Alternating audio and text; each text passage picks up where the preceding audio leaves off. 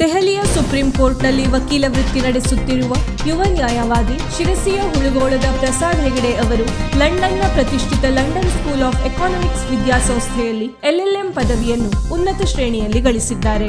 ಈ ಹಿಂದೆ ಅಹಮದಾಬಾದ್ನ Gujarat national law ಸ್ಕೂಲ್ನಲ್ಲಿ ಕಾನೂನು ಪದವಿ ಪಡೆದಿದ್ದ ಇವರು ಸುಪ್ರೀಂ ಕೋರ್ಟಿನ ಪ್ರಸಿದ್ಧ ಹಿರಿಯ ನ್ಯಾಯಾಧೀಶ PS ನರಸಿಂಹ ಅವರ ಜೊತೆಗೆ ಕೆಲಸ ಮಾಡಿದ ಅನುಭವದ ಜೊತೆಗೆ ಹಿರಿಯ ನ್ಯಾಯವಾದಿ ಪರಮೇಶ್ವರ್ ಅವರ ಜೊತೆ ಕೆಲಸ ಮಾಡಿದ್ದರು.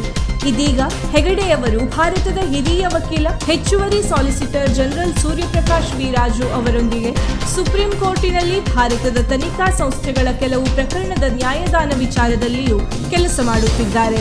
ಪ್ರಸಾದ್ ಹೆಗಡೆ ಕಿರಿಯ ವಯಸ್ಸಿನಲ್ಲಿಯೇ ಸುಪ್ರೀಂ ಕೋರ್ಟ್ನಲ್ಲಿ ವಕೀಲಿ ವೃತ್ತಿಯ ಆರಂಭದ ಜೊತೆಗೆ ಹಿರಿಯರ ಸಾಂಗತ್ಯ ಹಾಗೂ ಪ್ರಮುಖ ಪ್ರಕರಣಗಳ ಪರ ವಾದ ಮಂಡನೆಗಳಲ್ಲಿ ಗಮನಾರ್ಹವಾಗಿ ಗುರುತಿಸಿಕೊಂಡಿದ್ದಾರೆ.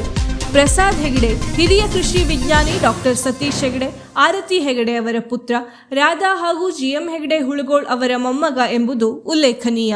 ವೀಕ್ಷಕ ಮಹಾಪ್ರಭುಗಳೇ, ನಮ್ಮ ಚಾನಲ್ ಅನ್ನು ಸಬ್ಸ್ಕ್ರೈಬ್ ಮಾಡಿ, ಶೇರ್ ಮಾಡಿ, ಪ್ರೋತ್ಸಾಹಿಸಿ.